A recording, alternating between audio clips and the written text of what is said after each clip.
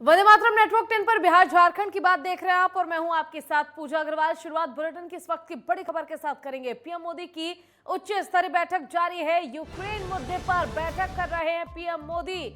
भारतीय लोगों के रेस्क्यू पर समीक्षा बैठक कर रहे हैं। यूक्रेन में युद्ध से लगातार हालात बिगड़ते जा रहे हैं, तो ये बड़ी खबर आपको बता रहे हैं, जहां यूक्रेन संकट को लेकर पीएम मोदी की उच्च स्तरीय बैठक शुरू हो चुकी है।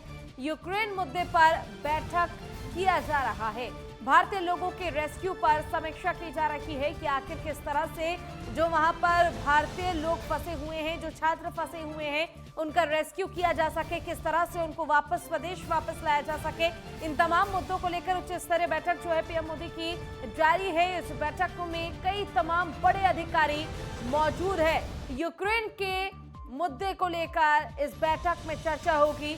यूक्रेन में युद्ध से हालात लगातार बिगड़ते जा रहे हैं। फिर चाहे बात करी जाए यूक्रेन की राजधानी कीव की या फिर खरकीव की, हर जगह हालात एक से नजर आ रहे हैं। आपको बताते चलें कि रूस के राष्ट्रपति पुतिन की ओर से लगातार हमले किए जा रहे हैं यूक्रेन पर, और ऐसे में अब कहीं ना कहीं यूक्रेन ने भी यह संकल्प ले लिया है कि अब इस स्थिति से लड़ना है, बचना नहीं है, जिसको ध्यान में रखते हुए अब यूक्रेन की ओर से भी हमला किया जा रहा है। और ऐसे में भारतीय सरकार की जो सबसे बड़ी चिंता है वो ये कि आखिर इस महायुद्ध के बीच जो भारतीय लोग वहां पर फंसे हैं उनको किस तरह से सुरक्षित वापस लाया जा सके। इसी को लेकर ये उच्च स्तरीय बैठक लगातार की जा रही है।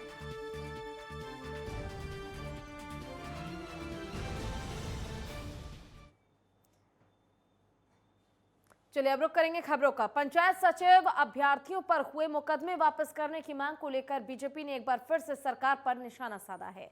बीजेपी प्रवक्ता प्रतुल शाहदेव ने सोरेन सरकार पर निशाना साधते हुए कहा है कि चुनाव के पहले मुख्यमंत्री ने जिन युवाओं को रोजगार देने का वादा किया था, आज उन्हीं युवाओं पर पुलिस लाठियां बरसा रही है, उन्हें चलती जीप से फेंका जा रहा है और फर्जी मुकदमे किए जा रहे हैं। उन्होंने कहा कि पंचायत सचिव अभ्यर्थियों पर पुलिस के द्वारा धुर्वा थाने में किए गए फर्जी मुकदमों को अविलंब वापस लिया जाए। देखिए, समय के साथ नजरिया कैसे बदल जाता है ये झारखंड के माननीय मुख्यमंत्री के दृष्टिकोण से साफ होता है। चुनाव प्रचार के दौरान इन्होंने वादा किया था कि लाखों युवाओं को रोजगार देंगे, नौकरियां देंगे, और जब चुनाव जीतकर ये मुख्यमंत्री बन गए उसके बाद इनकी पुलिस ने यही रोजगार मांग रहे युवाओं को न सिर्फ लाठियों से पीटा, बल्कि अब इनके ऊपर तो फर्जी मुकदमे कर रहे हैं। अब पंचायत सचिव अभ्यर्थियों की बात करें, माननीय मुख्यमंत्री जी ने चुनाव प्रचार के दौरान स्पष्ट कहा था कि इनकी नियुक्ति होगी, इनका मेरिट लिस्ट निकलेगा, क्योंकि ये सारी फॉर्मेलिटी पूरी करके थे। लेकिन 2 वर्ष बीत गए, उस उल्टे इनके कार्मिक ने इनके विज्ञापन को रद्द करने की अनुशंसा कर दी। जब अपनी जायज मांगों को लेकर ये पंचायत सचिव अभ्यर्थी विधानसभा का लोकतांत्रिक तरीके से घेराव कर रहे थे, तो पुलिस ने इन पर बर्बरता दिखाई। वीडियो सामने आया कि पुलिस की गाड़ी से एक अभ्यर्थी को फेंक दिया गया, इन पर लाठियां चलाई गई, बल प्रयोग किया गया, और अब तो इन पर फर्जी मुकदमे भी लाद दिए गए। और झारखंड में पार्टी संगठन को मजबूत बनाने, संगठन को और सरकार के बीच समन्वय बनाने और कार्यकर्ताओं में उत्साह भरने के लिए कांग्रेस के प्रदेश प्रभारी अविनाश पांडे आज सुबह रांची पहुंचे। रांची बिरसा मुंडा हवाई अड्डे पर पत्रकारों से बातचीत में कांग्रेस प्रभारी ने कहा है कि कार्यकर्ताओं, सरकार और संगठन के बीच बेहतर संवाद स्थापित होने से न सिर्फ सरकार में बेहतर कामकाज होगा, बल्कि गठबंधन को भी ताकत मिलेगी।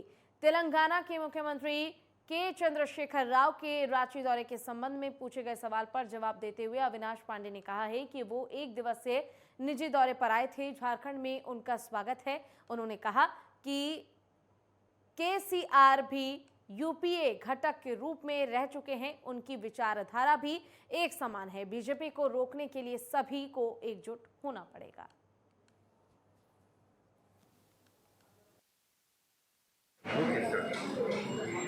कार्यकर्ताओं में, सरकार में और संगठन में बेहतर संवाद स्थापित होगा, और जब बेहतर संवाद स्थापित होगा तो निश्चित रूप से एक मजबूत तैयार होगा जो गठबंधन के लिए भी मजबूती प्रदान करेगा और जो पार्टी के आंतरिक हमारी जो गतिविधियाँ हैं उसको भी सफल। और हजारीबाग में प्रमंडल स्तरीय कांग्रेस पदाधिकारी प्रतिनिधि सम्मेलन पूरा हुआ। इस मौके पर मुख्य अतिथि झारखंड प्रदेश कांग्रेस कमेटी के प्रभारी अविनाश पांडे ने कहा है कि संवाद कार्यक्रम में सभी कार्यकर्ता अलग अलग अंग हैं। उन्होंने 3 दिवसीय चले मधुबन में चिंतन शिविर के सफल आयोजन के लिए प्रदेश और जिले के कार्यकर्ताओं को धन्यवाद दिया। उन्होंने कहा कि अखिल भारतीय कांग्रेस कमेटी से लेकर बूथ स्तर के कार्यकर्ताओं के बीच संवाद स्थापित करने का सफल प्रयास है। अविनाश पांडे ने कहा है कि ये चिंतन शिविर में सरकार और संगठन के बीच संवाद होना अनिवार्य था। उन्होंने कहा कि आपके सुझाव के मुताबिक ही प्रदेश कांग्रेस 100 दिनों के कार्यक्रम तक तय होगा।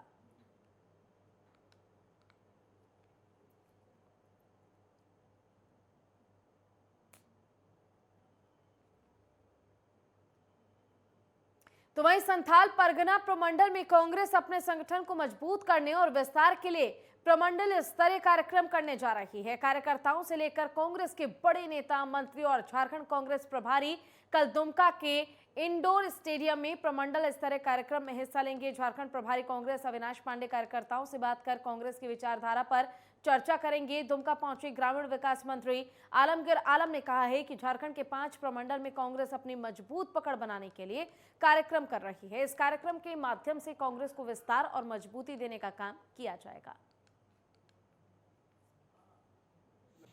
देखिए, हमारा जो कार्यक्रम अभी 5 प्रमंडल में होने जा रहा है।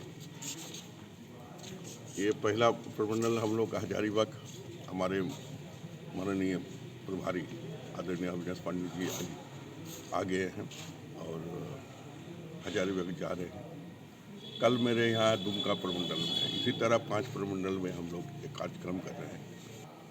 जो सदस्यता कार्यक्रम हम लोग चला रहे हैं, मेंबरशिप ड्राइव, उसको भी बढ़ावा देने के लिए और एक संवाद स्थापित हो AIC के से लेकर बूथ स्तर तक। और ये मुझे लगता है कि कांग्रेस पार्टी के लिए एक संवाद जो कमी थी, उसको भी दूरिया खामियां जो थी वो भी पूरी हो जाएगी। तो वहीं मुख्यमंत्री आवास का घेराव करने के मामले में पूर्व डिप्टी सीएम सुदेश महतो, लोकसभा सांसद चंद्र प्रकाश चौधरी और विधायक लंबोदर महतो समेत कुल 6 राजनेताओं ने रांची सिविल कोर्ट में सरेंडर किया। यहां सभी ने 25-25 हजार के 2 निजी मुचलके पर अग्रिम जमानत ली। बता दें कि पिछले विधानसभा के मॉनसून सत्र के दौरान OBC आरक्षण बढ़ाने की मांग को लेकर आजसू पार्टी के द्वारा मुख्यमंत्री आवास का घेराव करने के लिए ये पहल की गई थी। इसको लेकर मोराबादी मैदान से बड़ी संख्या में लोगों की रैली निकली थी, जिसे प्रशासन के द्वारा मोराबादी मैदान में ही रोक दिया गया था। उस दौरान प्रशासन से पार्टी के कार्यकर्ताओं की हल्की झड़प भी हुई थी। इसको लेकर प्रशासन के द्वारा पार्टी के नेता और कार्यकर्ताओं के खिलाफ लालपुर थाना में मुकदमा दर्ज कराया गया था। इस मामले में सभी 6 राजनेताओं को हाई कोर्ट से अग्रिम जमानत मिली। कोर्ट ने सभी को निचली अदालत में सरेंडर कर बेल बॉन्ड फर्निश करने का आदेश दिया था, जिसके बाद सभी ने MP MLA स्पेशल कोर्ट में सरेंडर कर बेल बॉन्ड भरा है।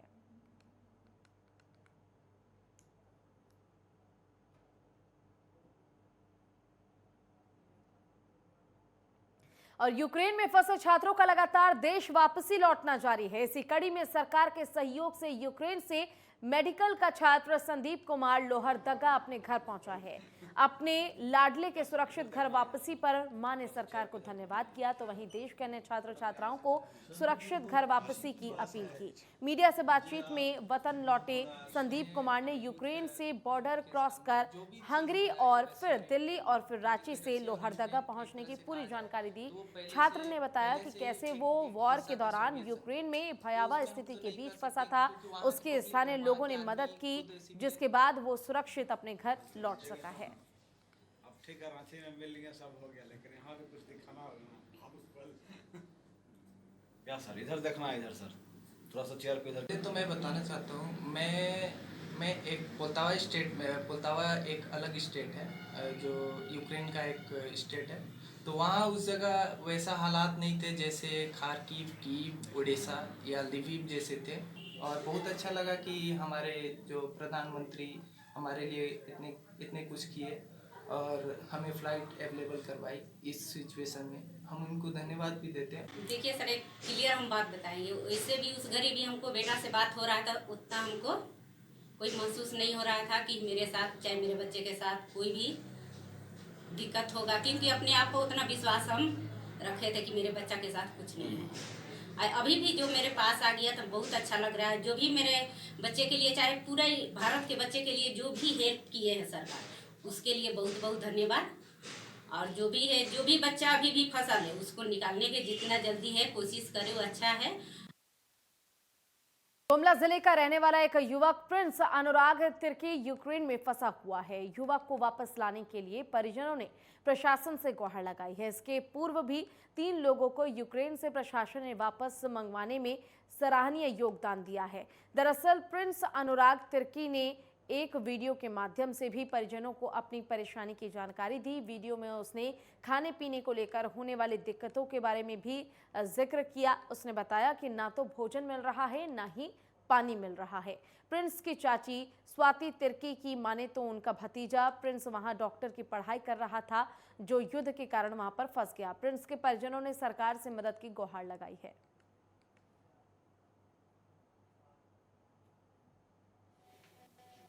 आप ज़्यादा से ज़्यादा लोगों को शेयर कर सकें और हमारी कंडीशन बता सकें, क्योंकि अभी एग्जैक्टली हमारे पास ज़्यादा टाइम नहीं है और ऊपर से सर्वाइवल भी बहुत टफ हो चुका है और डेली बम्बार्डमेंट हो रहे हैं।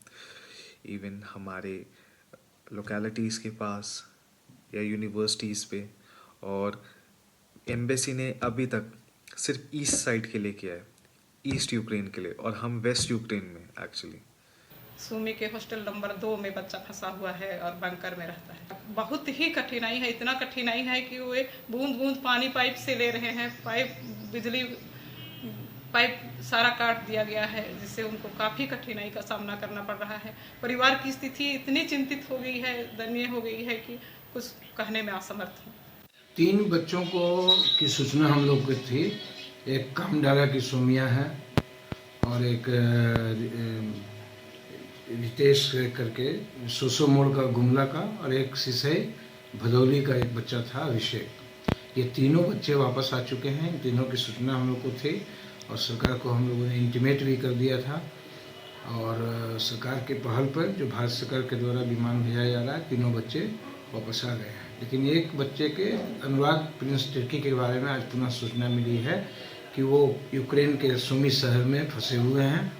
तो इसके संदर्भ में हम लोग पुनः जो हमारा डिजास्टर मैनेजमेंट डिपार्टमेंट इसको कोऑर्डिनेट कर रहा है, उसको हम लोग भेज देंगे और वहाँ से फिर प्रयास किया जाएगा भारत सरकार के माध्यम से। चलिए इसी के साथ फिलहाल रुकेंगे छोटे से ब्रेक के लिए, जल्द लौटेंगे ब्रेक के बाद।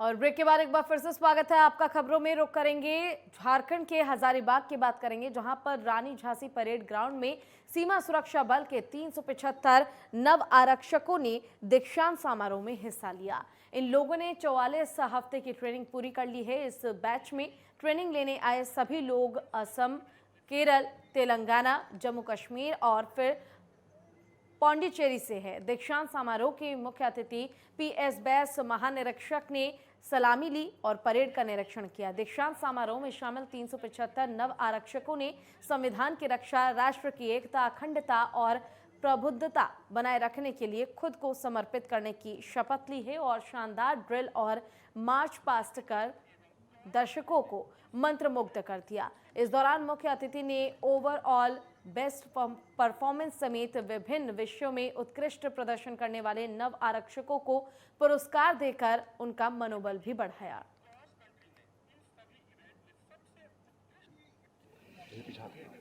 आज आप सबके सामने सीमा सुरक्षा बल के 375 जो नव आरक्षक हैं अपना 44 सप्ताह का कठिन बुनियादी प्रशिक्षण प्राप्त करने के उपरांत पास आउट हुए हैं। और जैसा कि परेड में भी आपको बताया गया है, इनको विभिन्न विषयों के ऊपर ट्रेनिंग दी गई है, जैसे कि इनके हथियारों का किस तरह से हैंडलिंग करना है, सीमा पर होने वाले अपराध कौन कौन से होते हैं, उनकी रोकथाम कैसे की जा सकती है।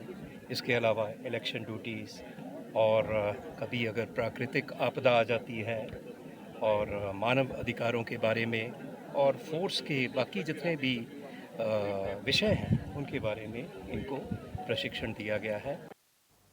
तो वहीं चतरा में सक्रिय नशे के सौदागरों के खिलाफ पुलिस ने एक और बड़ी कार्रवाई की है। एसपी राकेश रंजन ने गुप्त सूचना के आधार पर करीब 70 लाख रुपए के ब्राउन शुगर की खेप के साथ पिता और 2 बेटों को गिरफ्तार किया है। एसपी के निर्देश पर एसडीपीओ अविनाश कुमार के नेतृत्व में गठित टीम ने कार्रवाई करते हुए 740 ब्राउन शुगर, 100 ग्राम अफीम, 3,79,000 नकद और 56 किलो 300 ग्राम अमोनियम नाइट्रेट कार और साथ ही स्कूटी, डिजिटल वेटिंग मशीन और 3 मोबाइल फोन समेत अन्य दस्तावेज बरामद किए हैं। पेशेवर तीनों तस्करों की गिरफ्तारी थाना क्षेत्र के लोवागढ़ा इलाके से हुई है। एसपी ने बताया है कि गिरफ्तार तस्करों की संपत्ति जब्त करने की कार्रवाई की जा रही है। एसडीपीओ चतरा अविनाश कुमार के नेतृत्व में थाना प्रभारी लव कुमार एवं अन्य पदाधिकारियों को शामिल करते हुए एक टीम का गठन किया गया और उक्त टीम ने त्वरित छापामारी की। छापामारी के दौरान हम लोगों को वहां से लगभग 740 ग्राम ब्राउन शुगर, 100 ग्राम अफीम, जिस अफीम का उपयोग संभवतः अभियुक्त सैंपल के रूप में कर रहे थे, इसके अलावा 3,89,000 रुपये कैश बरामद हुए। साथ ही साथ 50 किलोग्राम अमोनियम क्लोराइड भी बरामद हुआ है। इसके साथ जो तीनों अभियुक्त गिरफ्तार हुए हैं, विजय दांगी, नितेश कुमार और मनीष कुमार, इन तीनों अभियुक्तों का पूर्व में भी जो है आपराधिक इतिहास रहा है और पूर्व में भी ये नशे रिलेटेड NDPS एक्ट के केसेस में ही जो है जेल जा चुके हैं।